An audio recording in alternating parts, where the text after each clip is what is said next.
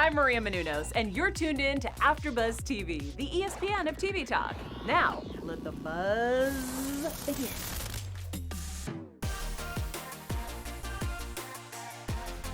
What is up, AfterBuzz TV? Welcome back to Bravo in Quarantine. I'm Jane Johnson, and I'm so excited to be joined today by my lovely co-host, Jocelyn Johnson. Hi, guys. And we are so happy to have our guest.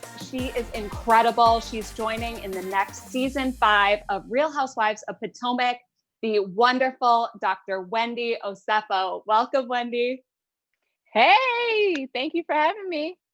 We are so happy to have you. Now, you have such a wealth of knowledge. You are a professor at Johns Hopkins University, political commentator, and analyst. So we know that you're going to bring such an amazing voice to this next season. We cannot wait. Oh, I'm super excited. I hope you guys like what you see. Oh yeah, no, we sure we are. This is Potomac is one of my favorite Housewives franchises. So I'm super excited. And we know that Potomac is in the DMV area near the White House. And we wanted to know, how has the current climate of Black Lives Matter affected you in the cast? And if it has brought you all together in any way? It's really interesting because I feel like the current events has, in a sense, brought the nation together. So when it comes to the cast, we have all really rallied around each other and supported each other and really tried to uplift each other's voice.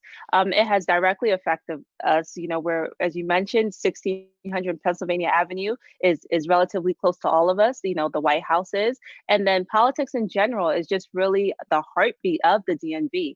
So when we think about what happens next after the tragic killing of George Floyd, it's really in our backyards with the policy reforms, with going to Congress, with the different marches that are going on. So I think that, you know, the interesting part is, yes, you know, we may be housewives, but we're now really centered around a very important issue that's plaguing the nation. Yes, most certainly. And with, you know, us touching on the Potomac Housewives, we do want to know what we can expect. Like, who were you able to get along with or not get along with during this upcoming season?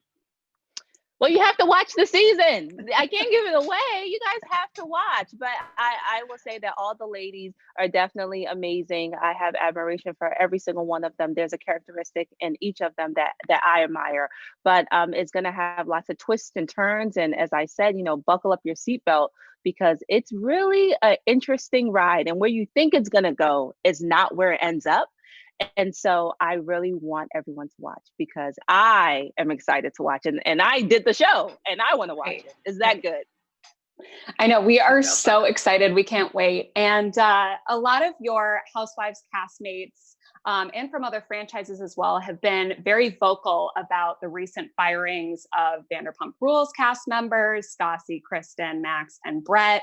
We noticed that you had an incredible comment on Bravo's announcement of the firings, suggesting that Bravo TV kind of create a shared vision with inclusionary practices based on the suggestions of some of the Black cast members of the franchises. Could you elaborate a little bit on your vision for what Bravo can do to create positive change? Absolutely. I think that what happens in a lot of corporations or in a lot of academia is that you make policies for people, but those voices that you're making policies for are not in the room. Or you react to incidences that impact a certain population of people, but those people, again, are not in the room. So I think it's really important for us as a nation to really look at this moment and see, how are we centering our, not just people of color, but in specific Black people? How many members of your board are Black? How many people that are making decisions are Black? You know, unfortunately, a lot of times we can see an organization and they have Black people that are working for them, but they're not in the decision-making role. And I think that's really important. So for me, my charge that I am giving to Bravo TV and to all organizations is, what does it look like if you bring together the voices of color in the room to sit at the table and you guys co-create a vision? Don't come down and tell us what you're going to do or what policies you're going to implement. Let us have a voice in the creation of those policies to see if it really impacts us. So I would love Bravo TV to bring aboard their talent, their executives of color, and say, you know, what would you guys like to see us do better? What do you guys think would lend the way as far as us being, you know, not just diverse but inclusive, and how does that look like in your vision? So a co-creation of a vision is something that I encourage all organizations to do. Yeah, great. And what a lot of criticism some companies are getting right now, and even celebrities, is since Black Lives Matter is the conversation right now, when you're having these companies release statements or make terminations, it comes off as you're following the trend, because right now Black Lives Matter is the trend. What do you think companies or even networks like Bravo, what more could they do to not come off as if they're trying to follow the Black Lives Matter trend? I think anything you have to do in order for it to be genuine has to be scalable. And what I mean by scalable is it's not something that we just do today as a knee-jerk reaction, but it's something that we hold our own feet to the fire and say, this is our 10-year plan. That's a scalable solution. That is not necessarily on trend. That's us saying we are changing the culture of practice within this organization.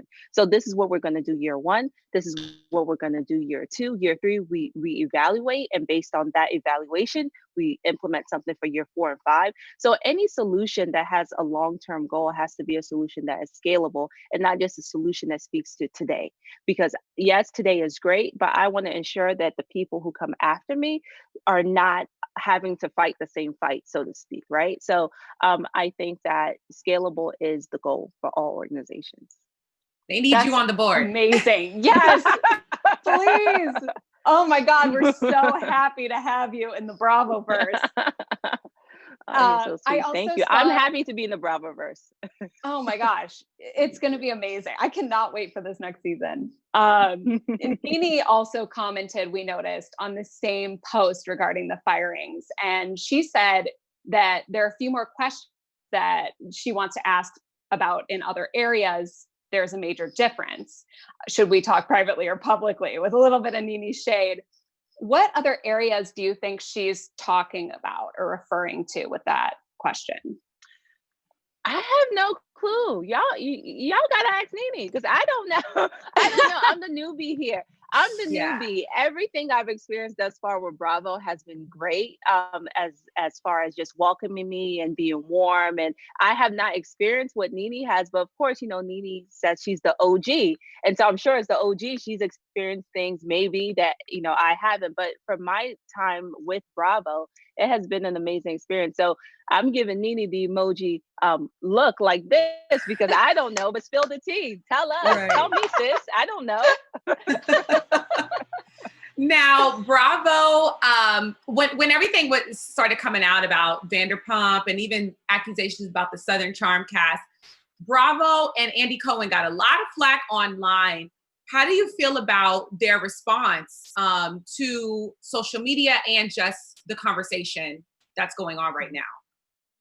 So I think all organizations are really trying to find their footing in this environment. This is not something when they went into Monday morning, they thought they were going to have to, so to speak, address, right? Like the passing, I wouldn't say passing, but the killing, the murder of George Floyd really just sparked the nation. It was like overnight, right? Against systemic racism has been here forever, but it really ignited like a movement. And so I don't necessarily know if how Andy and Bravo has reacted is something that is going to be scaled. And I think that we have to, in a sense, let it play out because the same way all of us are making adjustments, they're making adjustments too.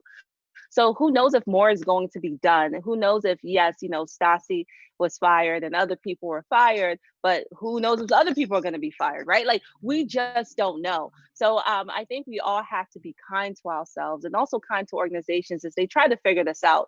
And it's important for all organizations to say Black Lives Matter, which I believe that they have said. Now it's time for them to prove to us that Black Lives Matter, right? It's like a 2-step process, like recognizing there's a problem and now how do you address that problem? So it's yet to be seen, but I don't expect the issues of the world to be solved in one day. So we have to give that same allowance to organizations and companies as well. Yeah, totally. And I know that there's a lot of diversity prevalent in the Bravo portfolio, but a lot of the casts are kind of segregated within their own franchises. You know, we have all Black casts in Potomac and Atlanta, things like Family Karma. So how do you feel about the segregation of diverse casts on Bravo? Mm. It's it's interesting, right? Because would I love to see a melting pot of all people on the cast? Yes, I would. I think that, there are affluent, Black people in New York. There are affluent Black people in New Jersey. There's affluent Black people everywhere.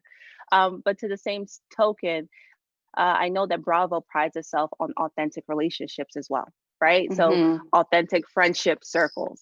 So it's a mixed bag. It's like, yes, there is representation of there is demographics that are not represented within each, housewife group. But then in the same token, you also want authenticity. So I think it's something that Bravo needs to have a conversation about how do they toggle that line and how do they make sure that they remain authentic to those friendship groups? But then how, if possible, can they be more inclusionary and make it so the cast are more diverse as well? Bring Wendy in that conversation. Pretty much. Yeah, you're like, no. So what are your thoughts in regards to equal pay among cast members? And have you ever heard of there not being inclusion among pay within the franchises? I haven't, because I'm a newbie. So those are things that, maybe come back to me in 5 years and I may be like beating at your door and say, no, pass the mic to me. I have something to say. But right now I can't speak on it only because I haven't experienced that and I haven't heard it yet.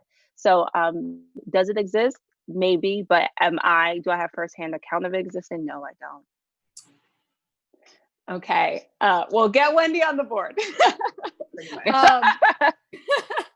But staying in the reality world a little bit, news broke today that Matt James is going to be the first Black Bachelor in the show's 25th season. Do you think that this is too little too late, or do you think that now is the time for ABC to be on the right side of history? I mean, it's always good to be on the right side of history, but I think it's always interesting that we applaud things for it being historic, but then we also have to look at the fact that it took 25 seasons, I believe you said, for this to happen. And so that's where we have to start reflecting on ourselves and saying, well, why is that, right? Like, I have lots of friends, Black men who are amazing bachelors that could have been on that show. But why did it take so long? Just like I found out today that Band-Aid released a statement that now they're going to start having Band-Aids that are the color of my skin and have different shades of brown. Kudos. But why did it take this long for you to realize that everyone's skin complexion doesn't match the generic Band-Aid that you guys create? So it's just it's incidents like that make us dig deeper into ourselves first to realize that there are embedded bias in the ways in which TV is made. There's embedded bias in the ways in which products are made. And it's time for organizations to start looking at that and do better. So kudos to ABC for doing that. But hopefully people start to look at themselves and say, well, we want to be on the right side of history as well. Absolutely. Andy actually recently shut down claims that he was in talks with Lori Loughlin to be a member of the Real Housewives of Beverly Hills. And, this comes amid her college admissions scandal. So what were your original thoughts when you heard that she could possibly be a housewife? Did you think that was something you supported or no? I didn't hear it. I did not hear about that. Honestly, when it comes to like the reality world, I have really been in the trenches with everything that has been going on in our country as far as the Black Lives Matter movement. For the past 3 weeks, I have not watched TV. I've been at marches. I've been, giving political commentary, giving my, feedback on what needs to be done at policy meetings. So I did not hear that, but that's very interesting. Yeah, it is. It is interesting. I know. And you mentioned that you've been really fighting for this movement and not so clued into what's going on in the reality world because there's much more important things happening. But do you have any opinions on anyone else that kind of needs to be canceled coming out of this movement, given their racist comments and things of that nature?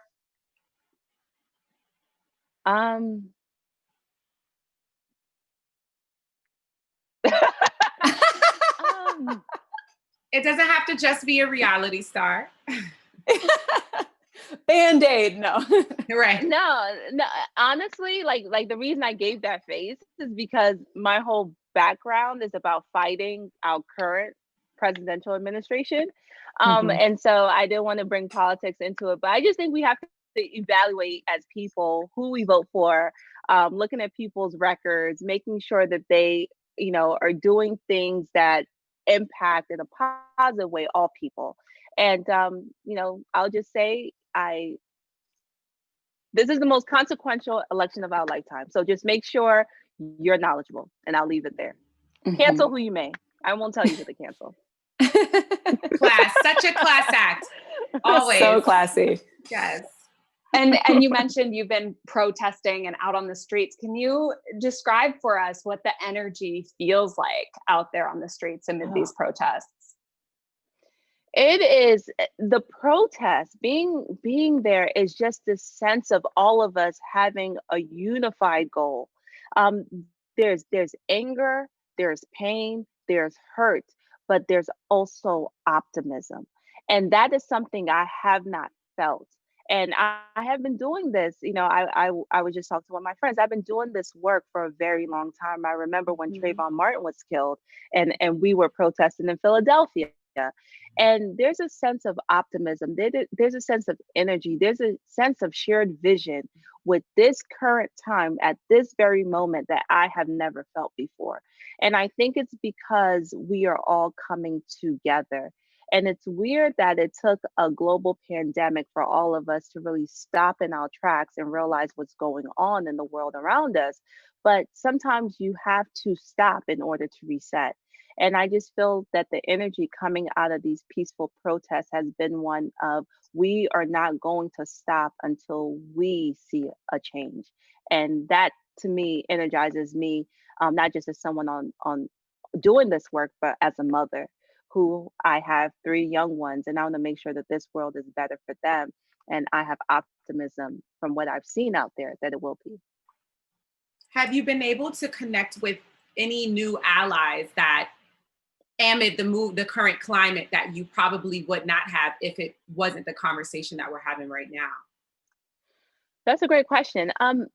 Yes, but I really think it's important that I've been able to reconnect with people who I went to high school with, right? Like, or people who I may have bumped into in the green room when I was doing the political segment, who have just reached out and said, how are you, taking my temperature, but then also saying, these are resources that I'm looking at, or, with all the recent events, it's made me do X, Y, and Z with my family. And I think that is so amazing. I was walking my dog with my husband. We're just going on a walk, and we saw one of our neighbors, random neighbor. And when I say random, you know how you have neighbors, but you have those neighbors that you just say hi to, but you really don't speak to. A random neighbor, and in the back of their car was all of these, posters, and it says "Stop Police Brutality" or "We Are All One." And it was just, it was a feeling of camaraderie that came with that. Like, we're not fighting this alone. There's people who are standing shoulder to shoulder with us who are also fighting the good fight. So I have made allies with people who I've known in my prior life, but also with people whom I didn't know would be energized by this movement. And that's been amazing. It has been amazing. Beautiful. I also know that you are CEO and founder of the Equity Project, which provides tools, mentorship, and resources for underrepresented minorities to help them thrive in higher education. Could you tell us a little bit more about that initiative that you started? Absolutely. So the 1954 Equity Project is really a resource, so to speak, for students of color, for people of color. Being in academia, I found that my Black and Brown students felt as though they were at school, but they didn't feel like they were included in the community. So I created something that will allow them to have mentorship tools and things that, help me along my way, along my academic journey. So the Equity Project was founded based on the Brown versus Board Supreme Court decision, which was in 1954, and it said separate is not equal, and that is our premise. Anything that is separate can never be equal. So we are ensuring that equity is done across the board for all students, regardless of race and socioeconomic status. And we have something big, a big announcement coming up in the next few weeks, that we are doing an initiative, a result of the killing of George Floyd. And I'm really excited about that. I'm just so honored to speak to you. Thank you for all the work you do. Seriously, just like the behind the scenes stuff, it's groundbreaking and it's really paying it forward in a huge way. Thank you. Oh, yes. Thank you. I really appreciate that. You are incredible and such a strong force. I mean, this woman does it all, you guys. Seriously. We're so happy. I appreciate it. We're so happy you're going to be joining Potomac. We cannot wait for season 5, and definitely make sure that you follow Wendy Osefo on Instagram, Twitter, all of that. Thank you so much for joining us, Wendy. Thank you, Jocelyn. Thank you so much for having me. Is there any update on when we can expect the premiere? I know there's like no word for us fans, but any update on that? So, this summer. No. Well, at least you didn't say fall. Right. No. This summer, you guys should be seeing us across your TV screen. Thank you, housewife gods. The best news. The best news for a Friday. Thank you so much again, Wendy Osefo, for joining us. Thank you, Jocelyn Johnson, my co-host, and I'm Jane Johnson. This has been Bravo in Quarantine with AfterBuzz TV. See you guys next time. Bye. Our founder, Kevin Undergaro, and me, Maria Menounos, would like to thank you for tuning in to AfterBuzz TV. Remember, we're not just the first, we're the biggest in the world, and we're the only destination for all your favorite TV shows. Whatever you crave, we've got it. So go to AfterBuzzTV.com and check out our lineup. Buzz you later. The views expressed herein are those of the hosts only and do not necessarily reflect the views of AfterBuzz TV or its owners or principals.